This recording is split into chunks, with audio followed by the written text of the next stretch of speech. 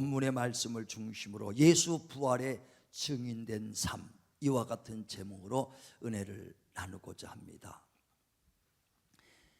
예수께서 성금요일 날 십자가에 죽으시고 또 토요일 날 무덤에 안식하시다가 주일 오늘 새벽 미명에 부활하신 날이십니다. 우리의 믿음은 예수 부활에 대한 확실한 믿음과 소망이 있어야 됩니다. 고린도전서 15장 16절에 보면 모든 사람이 다시 사는 것이 없다면 예수께서도 그리스도께서 다시 살아나지 아니하셨을 것이다 그랬습니다. 그러면서 만약에 그리스도의 부활이 없다면 우리 믿음도 헛것이고 우린 죄 가운데 그대로 머무는 자가 될 것이고 그리스도 안에서 이 생에만 소망을 가진 자라면 세상 사람들 중에서 가장 불쌍한 자라 그랬습니다. 다시 말하면 우리 그리스도의 가장 큰 소망은 부활이거든요.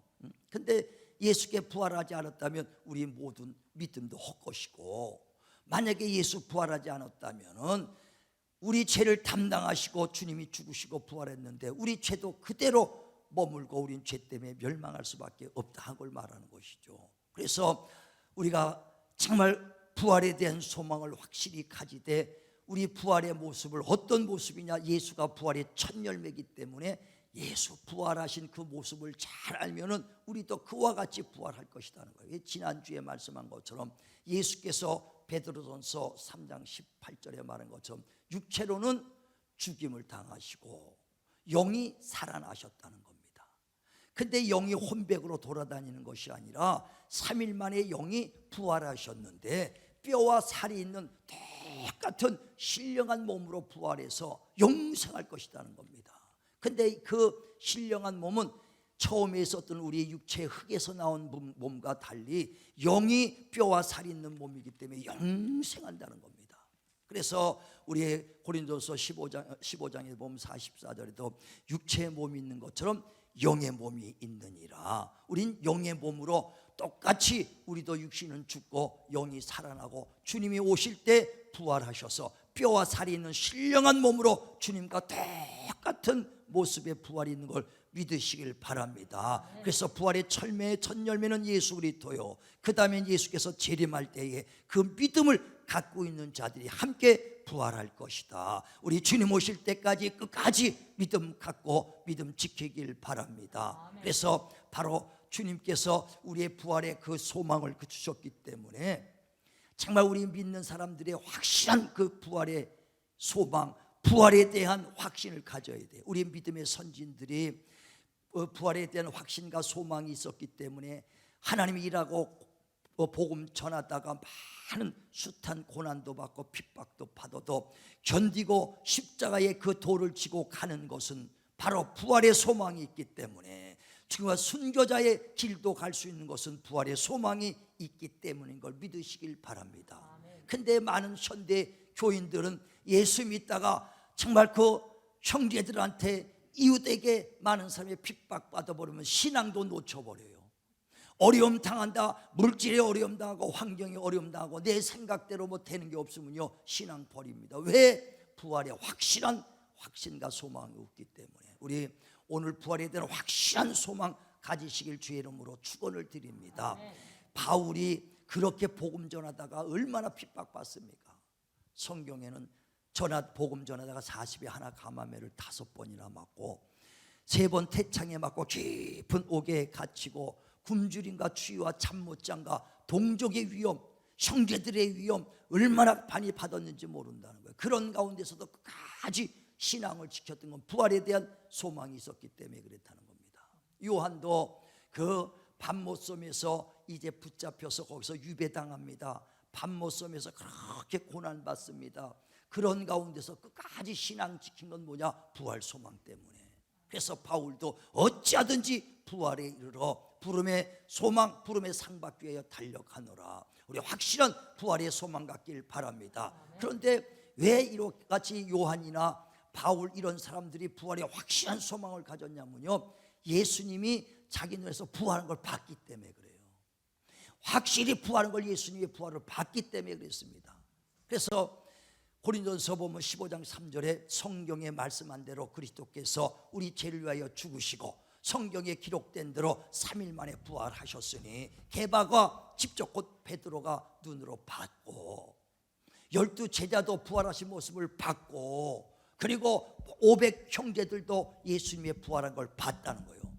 그리고 야고보도 봤고 예수를 핍박했던 나 바울도 예수 부활한 것을 봤다는 것입니다. 확실히 봤기 때문에 그들의 신앙은 변함이 없어요. 확실한 예수 부활, 내 부활에 대한 소망이 있었다는 겁니다. 자, 성경 보세요. 고린도전서 15장 3절 봅니다. 시작. 내가 받은 것을 먼저 너희에게 전하였노니 이는 성경대로 그리스도께서 우리 죄를 위하여 죽으시고 장사 지낸 바 되셨다가 성경대로 사흘 만에 다시 살아나사 게바에게 보이시고 후에 12 제자에게와 그 후에 500여 형제에게 일시에 보이셨나니 그 중에 지금까지 대다수는 살아있고 어떤 사람은 잠들었으며 그 후에 야고보에게 보이셨으며 그 후에 모든 사도에게와 맨 나중에 만삭되지 못하여 난 자 같은 내게도 보이셨느니라. 보여주셨기 때문에 그러는 거예요. 바울도 봤고 게바 곧 베드로도 부활하신 것을 봤고 12 제자들 봤고 500 형제들도 부활하신 모습을 봤고 야고보도 봤고 자기도 봤다는 겁니다. 봤기 때문에 확실하게 부활에 대한 확신과 소망이 있었던 거예요. 그런데 지금 많은 신약 성도들, 지금 현재 교인들은 예수님의 부활을 본 적이 없다는 거예요. 그래서 나는 못 봤고 옛날 얘기지, 나는 못 봤으니까 부활에 확신이 없다는 겁니다. 아니요, 옛날 얘기가 아니라 지금도 주님의 부활하시는 확실한 증거를 우리에게 보여주신 걸 믿으시길 바랍니다. 어떻게 우리에게 보여주시느냐? 나를 믿는 자는 나 했던 일을 할 것이다 그랬어요. 다시 말하면 예수께서 귀신도 쫓고 병 고치는 아주 능력, 또 귀신 쫓을 뿐 아니라 안진뱅이도 있고 소경도 눈 떴습니다. 이런 일을 나를 믿는 자는 나 했던 일도 할 것이요 큰 일도 하리라. 내 이름으로 귀신 쫓고 병든 자 소년지 나리라. 똑같이 할 수 있다는 거예요. 언제? 성령이 오시면 할 수 있다는 것입니다. 그래서 성령으로 그 일들을 할 수 있는 것인데 성령은 언제 오시느냐?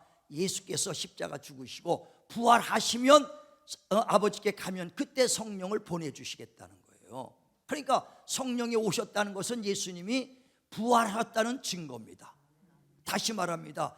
예수께서 십자가 죽으시고 부활하셔서 아버지께 가면 성령을 보내주시는 겁니다. 그러니까 지금 성령이 오시겠다, 지금 이 시대도 성령이 역사하는 것은 바로 예수님이 부활했다는 증거라는 겁니다. 자, 요한복음 16장 5절 보세요. 요한복음 16장 5절부터 7절까지 시작. 지금 내가 나를 보내신 이에게로 가는데 너희 중에서 나더러 어디로 가는지 묻는 자가 없고 도리어 내가 이 말을 함으로 너희 마음에 근심이 가득하였도다. 그러나 내가 너희에게 실상을 말하노니 내가 떠나가는 것이 너희에게 유익이라. 내가 떠나가지 아니하면 보혜사가 너희에게로 오시지 아니할 것이요 가면 내가 그를 너희에게로 보내리니. 예, 아멘. 바로 예수께서 내가 떠나갈 때 너희 근심하지 마라. 내가 떠나가는 것이 너희에게 유익이다. 내가 아버지께 떠나가지 않으면 보혜사가 너에게 오시지 아니하리라. 내가 가면 보혜사를 너에게 보내주시리라 그랬어요. 그러니까 예수께서 이 땅에 계셨을 때는 보혜사 성령이 우리 안에서 역사하지 않는다는 겁니다. 떠나가서 아버지께 가야 성령이 오시는 겁니다. 자, 요한복음 7장 7절 37절부터 39절까지 봅니다. 요한복음 7장 37절부터 시작. 명절 끝날 곧 끝날에 예수께서 서서 외쳐 이르시되 누구든지 목마르거든 내게로 와서 마시라. 나를 믿는 자는 성경의 이름과 같이 그 배에서 생수의 강이 흘러나오리라 하시니 이는 그를 믿는 자들이 받을 성령을 가리켜 말씀하신 것이라. 예수께서 아직 영광을 받지 않으셨으므로 성령이 아직 그들에게 계시지 아니하시더라. 예수께서 부활 승천해서 아버지께 가지 않으면 성령이 아직까지 오시지 않는다는 거예요. 그러니까 예수님이 부활해서 아버지께 가시면 성령을 보내주시겠다. 그러니까 성령이 오셨다는 것은 예수님이 부활하셔서 아버지께 가셨다는 확실한 증거인 걸 믿으시길 바랍니다. 그래서 사도행전 2장에도 보면 33절에 그 그리스도께서 그 죽으시고 아버지가 그를 살리셨도다. 그리고 그가 약속하신 성령을 그가 받아서 우리에게 주셨다는 거예요. 약속하신 성령을 아버지께 가서 받아서 우리에게 주셨다. 그러므로 지금도 성령의 역사가 2000년 전이 지났지만 지금도 성령의 역사가 일어난다는 것은 예수께서 부활했다는 확실한 증거인 걸 믿으시길 바랍니다. 그래서 성령의 역사가 일어나야 돼요. 그 성령이 오시면 정말 하나님의 그 능력, 나 했던 일로 할 것이라는 거예요. 그래서 요한복음 14장에도 보면 12절에 나를 믿는 자는 나 했던 일도 할 것이다. 이보다 더 큰 일도 하리니 이는 내가 아버지께 가기 때문이다 그랬어요. 가면 뭘 보내주셔요? 성령. 그러니까 나를 믿는 자는 나 했던 일을 할 것이요 이보다 더 큰 일도 하리니 이는 내가 아버지께로 가기 때문에 성령 보내주셔서 성령으로 그 일을 할 수 있다는 거예요. 자, 또 한번 보세요. 요한복음 14장 12절 시작.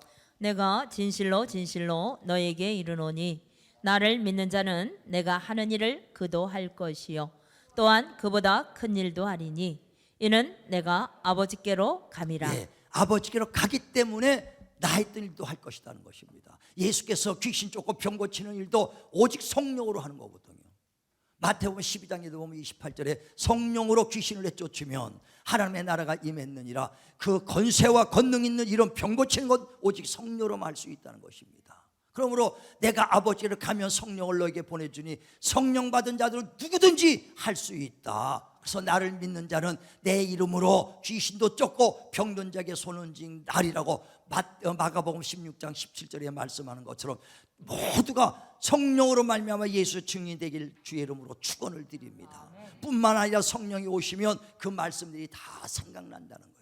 그래 요한복음 14장에도 보면 16절에 보혜사 성령 내 이름으로 오실 그가 오시면 내 한 말이 생각나게 하시고 기억나게 하리라. 깨닫게 해주리라. 성령이 오시면 말씀이 다 생각나게 해주는 거예요. 정말 우리가 어디 가서 무슨 말을 할까 염려하지 말라는 겁니다. 왜? 말씀 전한 자는 너희가 아니라 내 안에 계신 하나님의 성령이라고 마태복음 10장 20절에 말하다니. 그러니까 성령님이 말씀해 주시는 거예요. 어딜 가든지 매일 하나님의 일꾼이요 성령 없이 일하면은요 얼마나 고통스러운지 모릅니다. 왜? 목회자는 새벽에도 기도하여 말씀 전해야죠. 수요 예배 가죠. 신방 가죠. 하루에도 신방도 뭐 대여섯 번 가고 그러면요 매일 설교하는데 그거를 언제 글씨 써가지고 합니까? 뼈 마릅니다. 피 말라요. 가면은요 어느 가게 집에 가서 신방 갈 때도 다 기도하면 하나님이 그 가정에 꼭 필요한 합당한 말씀을 주십니다. 생각나게 하고 기억나게 해주시기 때문에. 그래서 말씀 전하는 자는 내가 아니라 내 안에 계신 하나님의 성령이시니라. 성령으로 하기 때문에 하나님 말씀 전하고 성령으로 하기 때문에 병든 자 고치고 성령으로 하니까 하나님의 능력을 나타내는 것이거든요. 그래 주님께서 12 제자를 데리고 3년 동안 다니십니다. 3년 동안 다녀도요 주님의 제자들이 얼마나 무능했던 거 볼 수 있어요. 병든 자를 데려오니까 귀신 들린 자를 데려오니까 제자들이 하다 안 됩니다. 근데 주님이 오셔서 고쳐줍니다. 귀신을 내쫓으니까 제자들이 와서 주여 왜 우리는 못하나이까? 기도 외에는 이런 주가 나올 수 없다. 그래서 성령을 받아야 되는데 그게 안 되니까 제자들은 바로 옆에 쫓아다니면서 3년을 쫓아다니고 보고 해도요 깨달지 못하고 능력이 없더라 이거예요. 그래서 주님께서 십자가에 죽으시고 부활한 다음에 제자들에게 와서 말씀하잖아요. 너희가 성령 받기 전에는 예루살렘을 떠나지 마라. 성령이 임하면 권능을 받고 예루살렘과 유다와 사마리아 땅끝까지 나의 증인되라. 그때서부터 예수 증인되라는 거예요. 다시 말하면 성령 받으면 권능을 받고 병든 자도 고치고 귀신도 쫓고 살아계신 하나님을 나타내라 이거예요. 그래서 나의 증인되라는 것은요 나 부활한 예수를 전하고 증거하라는 것입니다. 우리 예수 부활의 증인이 되시기를 주님의 이름으로 축원을 드립니다.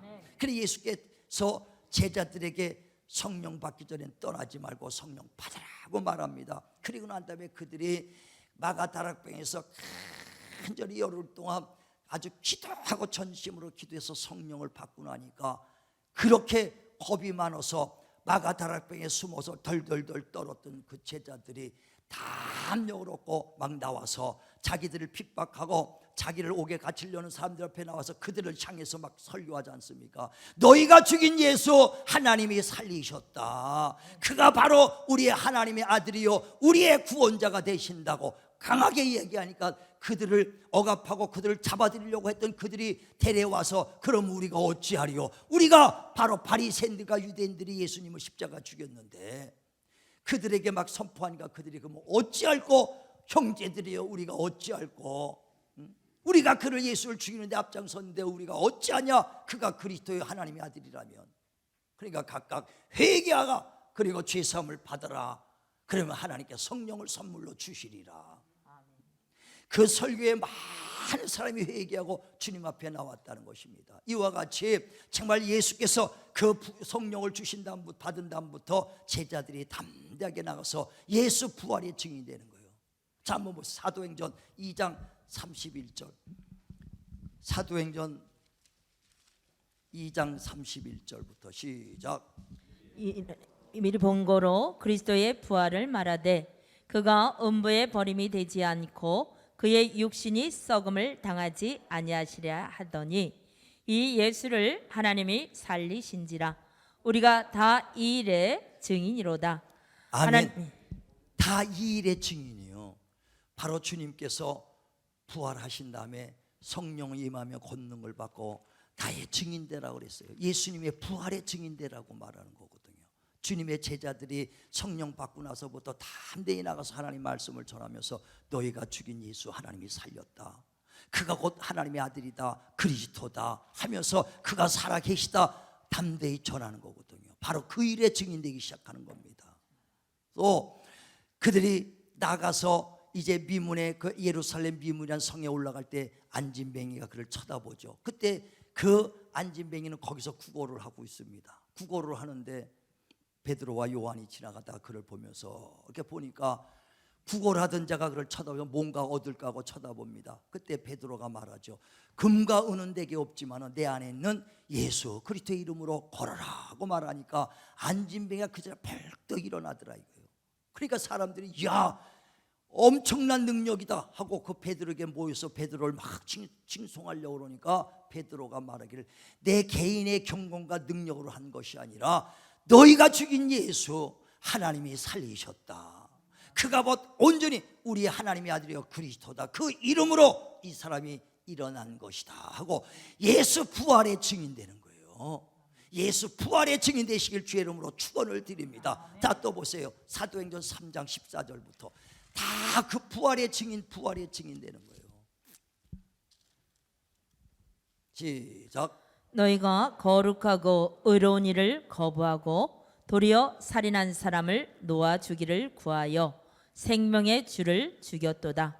그러나 하나님이 죽은 자 가운데서 그를 살리셨으니 우리가 이 일의 증인이라. 예, 너희가 죽인 예수 하나님이 살리셨다는 거예요.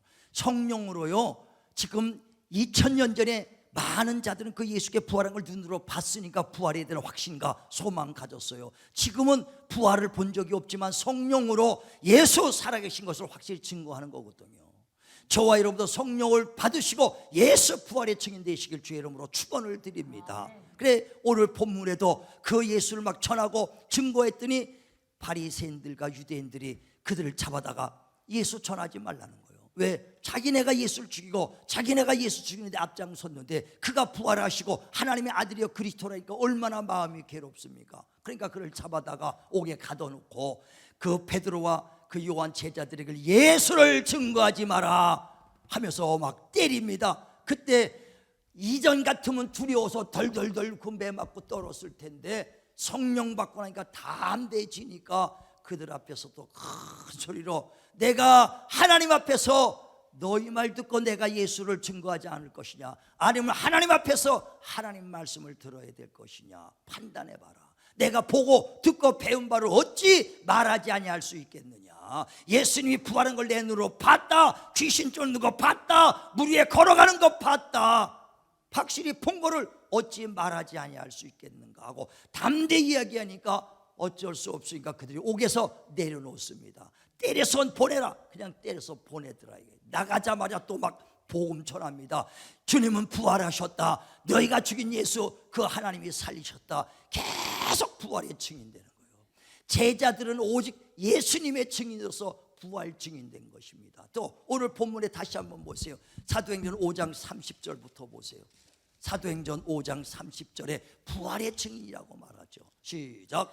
너희가 나무에 달아 죽인 예수를 우리 조상의 하나님이 살리시고 이스라엘에게 회개함과 제사함을 주시려고 그를 오른손으로 높이사 임금과 구주로 삼으셨느니라. 우리는 이 일의 증인이요 하나님이 자기에게 순종하는 사람들에게 주신 성령도 그러하니라 하더라. 바로 우리는 예수 부활의 증인이라는 겁니다. 진실로 하나님의 일꾼은 예수 부활의 증인이 되어야 돼. 그래서 지금도 살아계신 하나님을 나타낼 뿐 아니라 증거하시길 바랍니다. 그래 진정한 교회 일꾼이 뭐냐? 예수를 부활한 것을 나타내는 거예요.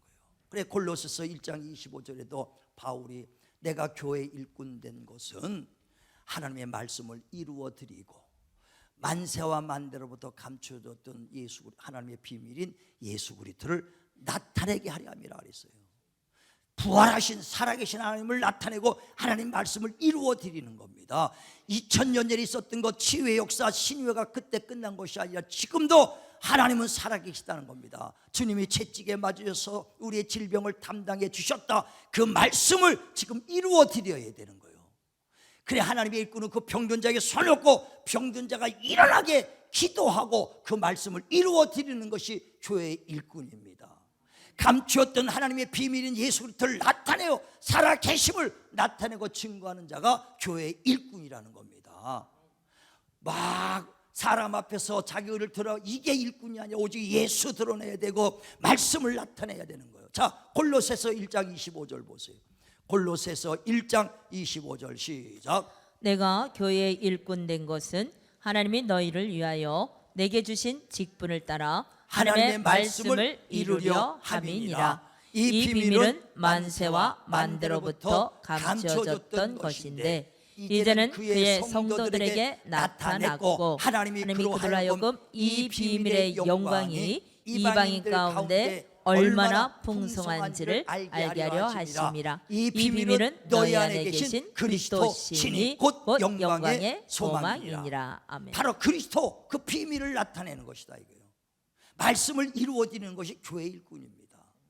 이리 뜨고 저리 뜨고 굉장히 분주하게 다니는 거 그거 말하는 게 아니라 오직 내 일꾼은 하나님 말씀을 이루어드리고 예수를 나타내야 된다 그랬습니다. 성령으로 우리 예수의 정말 그 살아계심을 증거하는 성도들 되시길 바랍니다. 근데 주님께서도 지금도 많은 일꾼을 불러서 말하길 누가 내 마음을 알아서 나를 가르치겠는가? 바로 성령 받은 너희가 아니냐고 말씀하잖아요. 성령의 일꾼 진정을 하나님이 원하는 제자는 뭐냐? 성령으로 하나님의 그 증인, 그 능력받고 예수의 참된 증인, 부활의 증인되는 제자를 원하고 있는 것을 믿으시길 바랍니다. 근데 많은 사람들이 지금 예수를 전하고 하나님이 살아계신다고 전하고 있지만은 많은 사람들이 말은 그런데 하나님 말씀을 이루지 못하고 살아계신 하나님을 증거하는 자가 많지 않다 이거예요. 왜 그러느냐? 왜 그러냐? 그들의 신학이 그렇게 배워서 그래요. 신학을 그렇게 배워서. 19세기에 보면은요 독일의 신학자 불트만 사람이 있습니다. 근데 그 신학자가 엄청 지식이 많고 그리고 많은 학식이 있으니까 그 신학이 전 세계에 불트만의 신학이 전 세계에 퍼져서 많은 그 목회자들이 그 신학을 공부해서 그 신학을 가지고 지금 그 목회를 한다. 근데 그 불트만의 신학이 뭐냐? 신화입니다. 예수님의 모든 하나님의 역사와 이적을 다 신화로 돌리고 말았어요. 어떻게 창세기에 그 첫날 빛이 있었고 물이 갈라지고 이런 역사가 일어나겠느냐? 그건 박혁거세와 같이 아래서 내 태어났다는 신화와 같다. 신화로 돌려버렸어요. 하나님의 역사를 다 신화로 돌렸어요. 불투만 신학자가. 예수님의 오병이어 떡 5개와 물고기 2마리로 5,000명을 먹이고도 12바구니 넘겼다. 아니 그렇게 풍성한 축복이 있으면 좋겠다는 것이지 진짜 그럴 턱이 있겠느냐. 신화로 돌렸다 이거예요. 예수님이 물 위에 걸어갔다. 그런 거 어디 있겠냐. 신화야. 다 전설 따라 삼천리로 돌려버리고 맙니다. 죽은 자가 어떻게 살아납니까? 신화요. 그렇게 다 신화로 돌리고 오직 예수님의 산상수훈 교훈만 남긴 거예요. 살인하지 마라, 도둑질하지 마라, 그 이웃 걸 탐하지 마라. 그러면서 정말 네가 그 겉옷을 달라면 속옷도 줘라, 오리 가자면 심리 가라, 원수도 사랑하라 하면서 교훈만 남았어요. 그러니까 많은 목회자들이 설교가 탁 온 거 보면서 온유해야 됩니다, 사랑해야 됩니다, 그 성품해야 됩니다, 가난한 사람 구제해야 됩니다. 이건 모든 종교 다 있어요. 불간 절간에서도 그 말해요. 절간에서도 사랑해라, 이웃을 돌봐라, 다 똑같은 말이에요. 그것만 말하면 무슨 기독교가 다른 게 뭐가 있느냐는 거예요. 지난주 말씀한 것처럼 석가모니가 불교를 만들었습니다. 그러나 그 불교를 창조한 그 석가모니는 죽었다 이거예요. 모하메드도 죽었습니다. 유교선 맹자도 죽었습니다. 그 종교 만든 사람 다 죽었으나 하나님이 기독교 만든 하나님의 성경을 쓴 하나님은 지금도 살아계시다는 거예요. 그 살아계신 하나님을 우리는 전하고 증거해야 될 것인지를 믿으시길 바랍니다. 그런데 왜 그들이 무능해졌는가? 그렇게 불토만의 신앙처럼 다 신화로 돌리고 하나님의 말씀 교훈만 남았기 때문에 무능한 자가 돼버려. 그러니까 내가 아는 신학교 교수가 같이 식사하면서 자기가 30년 동안 신학교에서 교수를 하면서 많은 목사들을 배출시켰는데 개척해서 지금 목회를 하면서도 가끔가다 자기한테 전화 오는다는 거예요. 오면서 많은 상담하면서 고민을 말하는 것은 뭐냐면 성경이 하나님이 살아계시다 그래서 하나님이 살아계신 걸 전한다는 거예요. 그런데 살아계신 건 말하지만 자기가 살아계신 하나님을 체험도 못했고 경험도 못했으니까 자신 있게 하나님이 살아계시다고 말을 못한다는 거예요. 이게 딜레마라는 거예요. 말만 했지 그들이 배운 신학은 전부 다 신화로 돌려서 우리는 하나님이 확실히 살아계신 걸 믿으시길 바랍니다. 그래 히브리서 11장 6절에도 하나님을 기쁘게 하는 믿음은 하나님이 살아계신 것과 그를 찾는 자에게 상 주는 걸 믿어야 할지니 그 자기 자신이 살아계신 걸 믿어야 됩니다. 이 성경에 있는 모든 하나님의 말씀 무오하다 이게 다 험이 없다는 거예요. 1.1에게도 가감하지 말라 그랬거든요. 하나님이 하신 말씀을 반드시 지키시고 실행하신 분인 걸 믿으시길 바랍니다. 내가 채찍에 맞음으로 너희가 나음을 얻었나니 확실하게 주님이 채찍 맞고 우리 병 다 감당한 걸 믿으시길 바랍니다. 믿는 자 가운데 그 말씀이 지금도 역사하는 거거든요. 그래 모든 천지는 없어져도 하나님의 말씀은 없어지지 아니하리라. 그 말씀을 믿어야 돼요. 근데 불투만 신학자같이 공부 많이 하고 지혜롭고 지식 있는 사람들이 부정시켜버리니까 그 지식을 따라갑니다. 그래서 성경에도 보면 마태복음 11장 25절에 슬기롭고 지혜 있다고 하는 자들에게는 하나님께 감추시고 이 무지렁이 같은 어리석은 목사 순수하게 하나님 말씀을 다 믿으려고 몸부림치는 어린아이 같은 자들에게는 나타내나이다 감사나이다. 그렇게 하는 것이 하나님의 뜻입니다. 우리는 어린아이 같이 순수하게 남이 보기엔 미련하게 다 믿어지냐? 다 믿어지니까 하나님의 역사가 일어나는 거예요. 자, 마태복음 11장 25절 보세요. 마태복음 11장 25절 시작. 그때 예수께서 대답하여 이르시되 천지의 주제이신 아버지여 이것을 지혜롭고 슬기 있는 자들에게는 숨기시고 어린 아이들에게는 나타내심을 감사하나이다. 옳소이다. 이렇게 된 것이 하나님의 아버지의 뜻입니다. 뜻이니이다. 지혜롭다는 하나 불투만 이런 신학자한테 감춰요. 그들에겐 하나님 나타내지 않습니다. 그러나 어리석은 자 같이 이 어린아이 같이 이 말씀을 다 믿는 자들에겐 하나님이 나타내는 것을 믿습니다. 이게 하나님의 뜻이라는 거예요. 그래서 마태복음 18장에도 어린아이 같은 자가 천국에서 클 것이고 어린아이 같은 자들이 구원에 이를 것이다. 우리 신앙만큼은 철저히 하나님 앞에서 어린아이 같이 순수하게 예수 믿고 그 말씀을 그대로 믿으시길 바랍니다. 천지는 없어도 하나님 말씀은 없어지지 않습니다. 하신 말씀 반드시 하나님이 지키시는 분이요. 거짓말하지 아니하고 편역지 아니하시는 하나님이라고 히브리서 6장 17절에 말씀하잖아요. 우린 그 말씀을 믿는 것이지 이거는 인간의 이성적으로 어떻게 이걸 믿어, 어떻게 물 위에 걸어가, 어떻게 오떡 5개로 5천 명을 먹여, 이론으로 따지고 이성으로 따져서는 이루어질 수 없어요. 하나님이 죽은 자도 살리고 없는 걸 있는 걸 믿으시길 바랍니다. 그 예수 그리스도는 어제나 오늘이나 영원토록 동일하신 분이시오.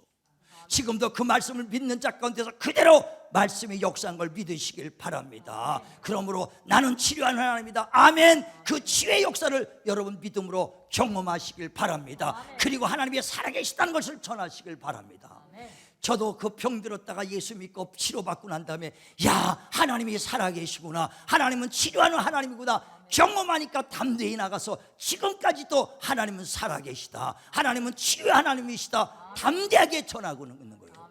여러분 모두가 경험하셔서 예수 부활의 증인 되시길 바랍니다. 또 순종하는 자들에게 성령을 주셔서 그 부활의 증인 되게 하셨으니 저와 여러분 주님이 오시는 그날까지 정말 예수의 참된 부활의 증인 되길 주님의 이름으로 축원을 드립니다.